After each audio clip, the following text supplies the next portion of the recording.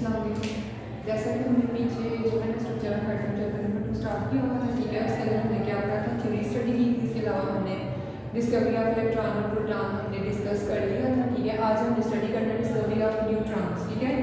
अब जैसे कि हम लोग पढ़ चुके हैं कि हमारे पास ये जो एटम है इसके कुछ पार्ट्स हैं, ठीक है। ये सब एटॉमिक पार्टिकल्स है। अगर यहाँ पे इसकी डायग्राम ड्रा करूँ तो ये आपके पास क्या है, एटम है।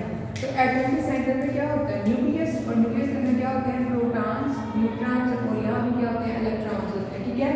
अब हमने क्या क्या स्टडी कर लिया, इलेक्ट्रॉन्स की डिस्कवरी कर लिया, और हमने प्रोटॉन्स की जो डिस्कवरी है वो हमने कर ली हुई है, ठीक है, स्टडी कर ली। आज हमने किसकी डिस्कवरी स्टार्ट कर ली है, न्यूट्रॉन्स की, ठीक है।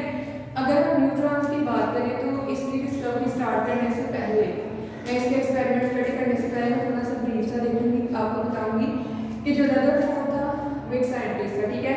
उसने ऑब्जर्व किया था कि हमारे पास ये जो एटॉमिक मैस है किसी भी एलिमेंट का could not be explained on the basis of mass of proton and neutron only, ठीक है। अब यहाँ पे क्या हुआ था कि जो रदरफोर्ड था उसने इस चीज़ को ऑब्जर्व किया था कि हम लोग एटम का जो मैस है उसको प्रोटॉन और इलेक्ट्रॉन की बेस पे एक्सप्लेन नहीं कर सकते। अगर हम यहाँ पे एक एग्जांपल देखें तो हमारे पास ये एटम है, होल एटम है, ठीक है। अगर मैं यहाँ पे कहूँ हमारे पास ये जो एटम है उसका मैस हमारे पास कितना है, 10 ग्राम है, ठीक है। और मैं यहाँ पे सपोज करूँ कि हमारे पास ये न्यूक्लियस के अंदर प्रोटॉन है, प्रोटॉन का मैस हमारे पास कितना है, 4 ग्राम, ठीक है। और ये हमारे पास जो इलेक्ट्रॉन का मैस में कहते हैं यहाँ पे कितना है, 2 ग्राम। इट मीन्स अगर हम इन दोनों का मैस कैलकुलेट करें तो ये हमारे पास टोटल कितना बन रहा है, 6 ग्राम। तो यहाँ पे ये जो बात है इसका मतलब है कि ये बात क्या थी, हमारे पास राइट प्रूव हुई थी कि अगर हम टोटल एटम के मैस की बात करें और हमारे पास ये जो प्रोटॉन और इलेक्ट्रॉन है इसके मैस की बात करें तो ये इक्वल नहीं आ रही है। इट मीन्स कि एटम के अंदर कोई ऐसी चीज़ मिसिंग है कि जो उसके अंदर प्रेजेंट होगी तो फिर ये मैस हमारे पास किसके इक्वल आ सकता है, 10 ग्राम। तो ये जस्ट मैं आपके सामने एक एग्जाम्पल के थ्रू मैंने एक्सप्लेन किया है, ठीक है। आगे 1922 में क्या हुआ था कि रदरफोर्ड ने प्रेडिक्ट किया था कि सब न्यूट्रॉन पार्टिकल्स हैं मैस इक्वल टू प्रोटॉन, कि हमारे पास अगर यहाँ पे इसके अंदर कोई चीज़ मिसिंग है, ठीक है, कोई न्यूट्रॉन पार्टिकल्स मिसिंग है तो उसका मैस किसके इक्वल होगा, प्रोटॉन के इक्वल होगा, जो कि यहाँ पे मैंने आपको सपोज करके बताया कितना है, 4 ग्राम, ठीक है।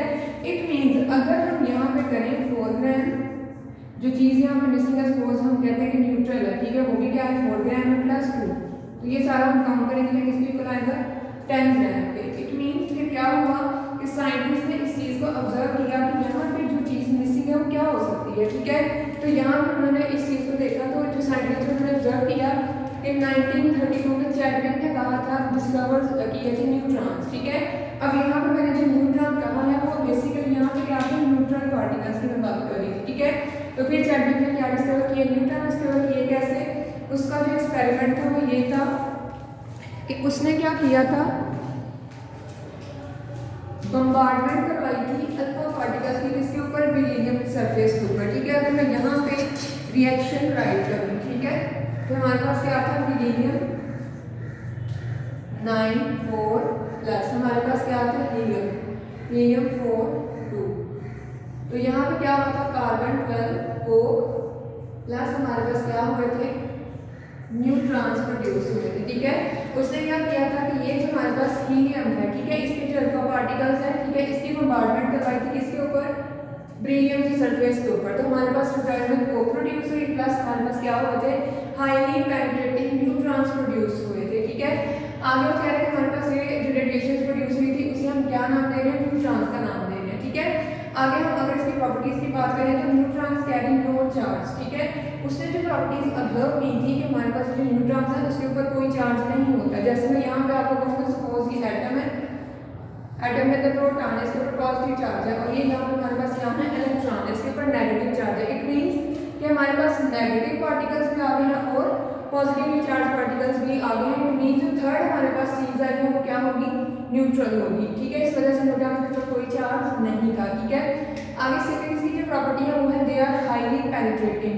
अब यहाँ पे ये जो वर्ड पेनिट्रेटिंग है इसका क्या मतलब है कि हमारे पास सपोज कोई भी मैटर है, ठीक है, तो मैटर के अंदर कोई ऐसी चीज़ जो कि क्या हो, थोड़े से एक्सटेंट के अकॉर्डिंग क्या करें, थोड़ी सी उसके अंदर पेनिट्रेट हो सके, ठीक है, उसे हम कहते हैं पेनिट्रेटिंग है, ठीक है। इस वजह से न्यूट्रॉन को कहा था हमारे पास क्या है, हाईली पेनिट्रेटिंग है। थर्ड प्रॉपर्टीज ने कही थी कि mass of the particles nearly equal to the mass of the proton, कि इसका मतलब है कि हमारे पास ये जो पार्टिकल्स आए हैं ठीक है। उसका मैस किसके इक्वल होगा, मैस ऑफ प्रोटॉन के। जैसे हम यहाँ पे इस एग्जांपल में देख चुके हैं कि ये जो प्रोटॉन है, सपोज हमने कहा था कि यहाँ पे 4 ग्राम का मैस है, तो अब हमारे पास जो पार्टिकल्स आए उसका भी मैस कितना होगा, 4 ग्राम होगा। तो देन हमारे पास जो टोटल मैस है वो कितना आएगा, 10 ग्राम आएगा। ठीक है, ये हमारा आज का टॉपिक था, डिस्कवरी ऑफ न्यूट्रॉन। नेक्स्ट हम पढ़ेंगे रदरफोर्ड मॉडल।